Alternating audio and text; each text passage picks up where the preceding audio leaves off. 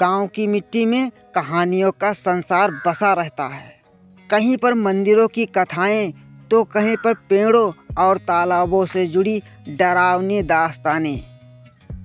ऐसी ही एक दास्तान उत्तर प्रदेश के एक छोटे से गांव बेलपुर की है, जहां गांव के किनारे स्थित एक तालाब बरसों से लोगों के दिलों में दहशत भरता आया है। गांव के लोग उसे भूतिया तालाब कहते थे।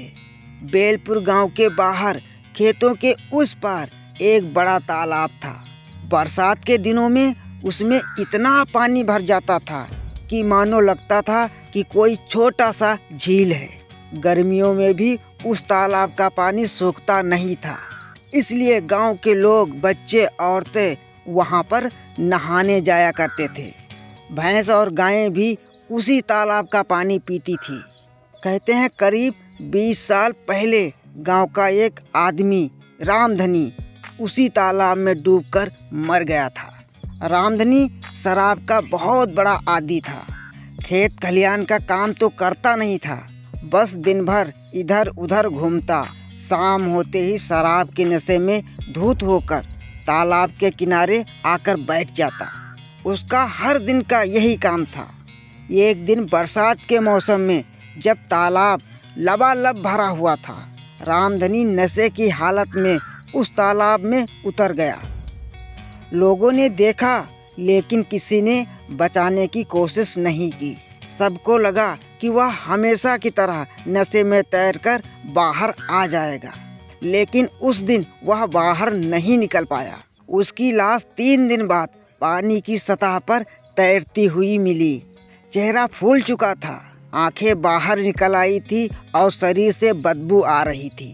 गांव वालों ने किसी तरह से उसका अंतिम संस्कार किया।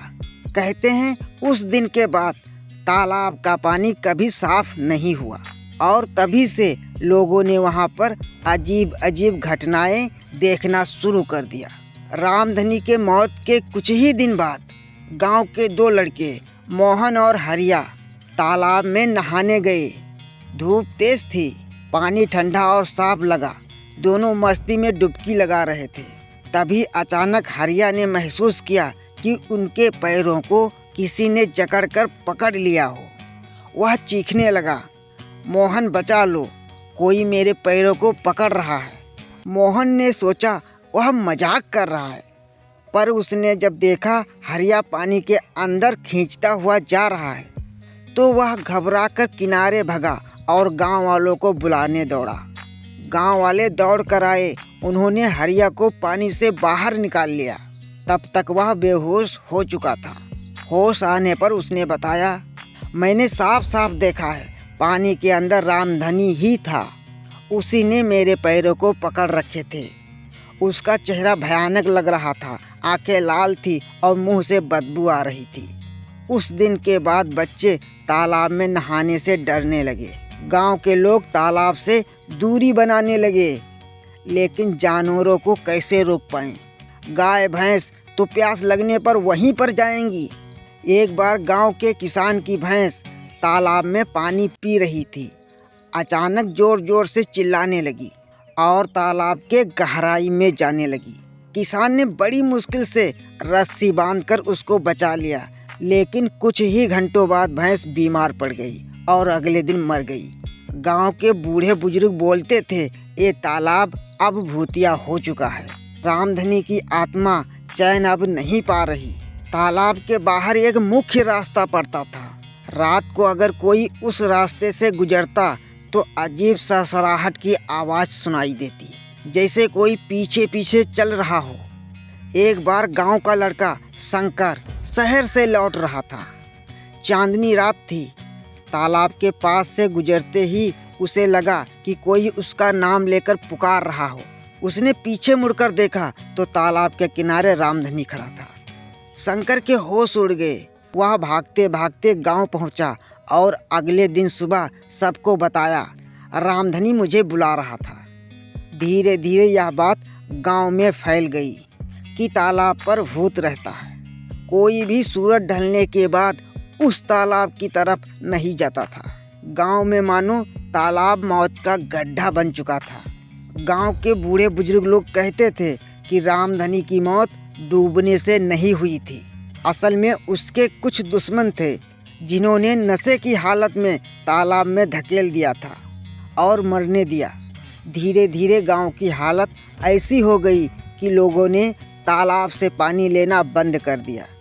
गांव वालों ने दूसरा कुआं खोदा और वहां से पानी पीना शुरू कर दिया। गांव वालों के दिलों में कई साल तक उस तालाब की दहशत रही। फिर धीरे धीरे उस तालाब की दहशत लोगों के दिलों से निकलती गई। लेकिन आज भी उस तालाब को लोग भूतिया तालाब ही कहते हैं। लोग बरसात के दिनों में आज भी उस तालाब में नहाने या पानी पीने नहीं जाते हैं।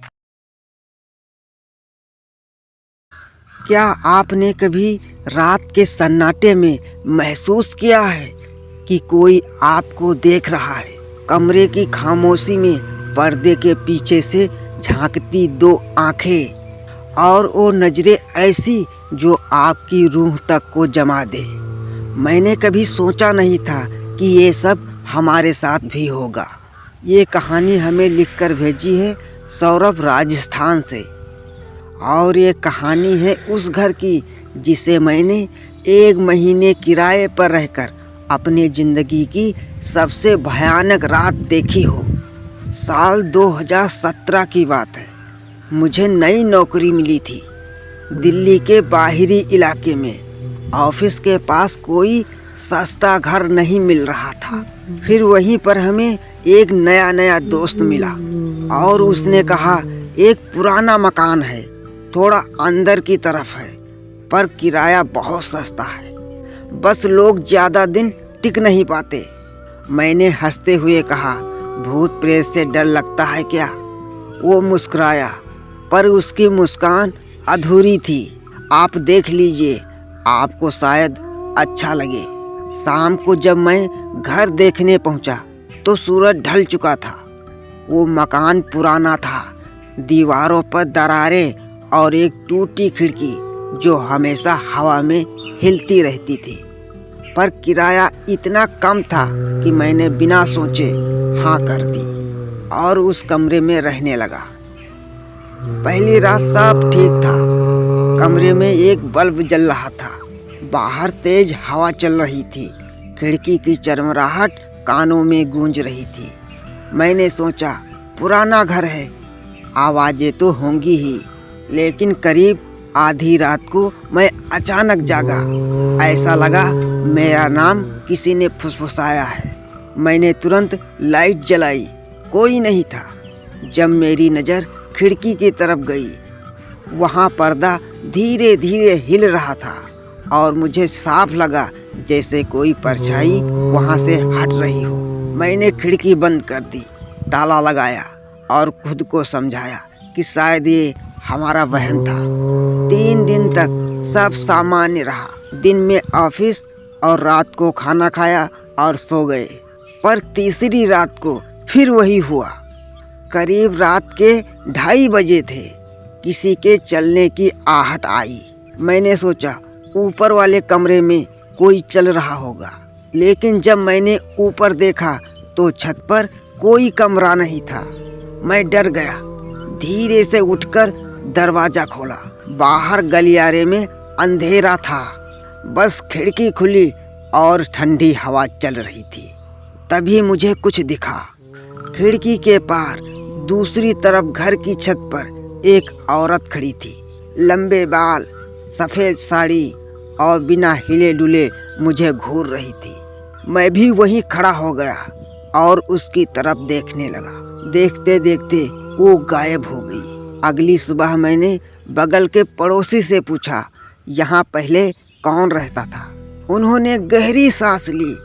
बेटा, यहाँ पर पहले एक छोटा सा परिवार रहता था। उनकी एक छोटी सी बेटी थी, लगभग 10 साल की। एक रात को वो बच्ची गायब हो गई। सुबह उसकी लाश खिड़की के नीचे मिली। तब से लोग कहते हैं वो अब भी खिड़की के पास खड़ी दिखती है। हमारे शरीर से पसीना छूटने लगा, जैसे मानो शरीर सुन्न हो गया हो। मैंने कहा, कोई कुछ करता क्यों नहीं? किया था।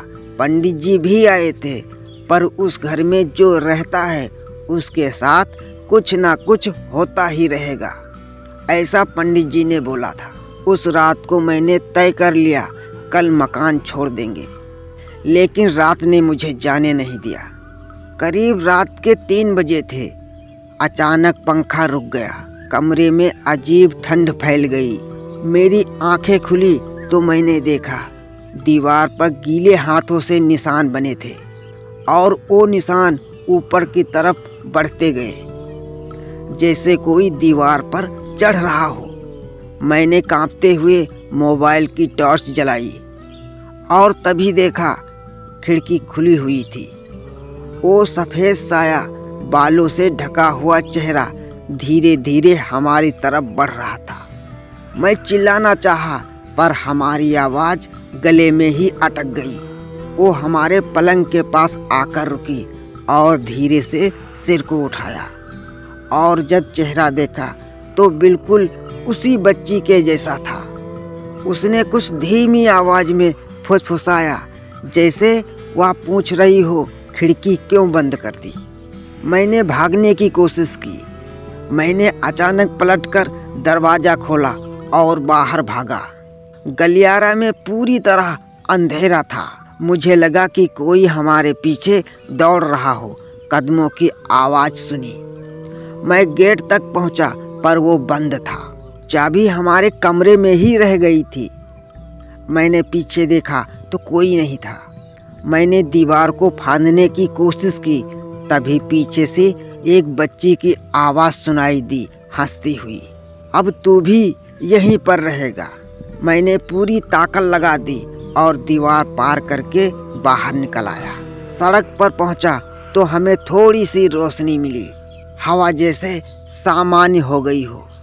सुबह जब मैं मकान मालिक के पास पहुंचा तो उन्होंने कहा, आप पहले आदमी नहीं जो रात में भागे हों। मैंने मकान की चाबी उसके हाथ में दे दी और कहा, आपको ये घर किसी को देना नहीं चाहिए। थोड़े से पैसों के लालच में आप दूसरों को मुसीबत में डाल रहे हो। और फिर मैं वहाँ से चला आया।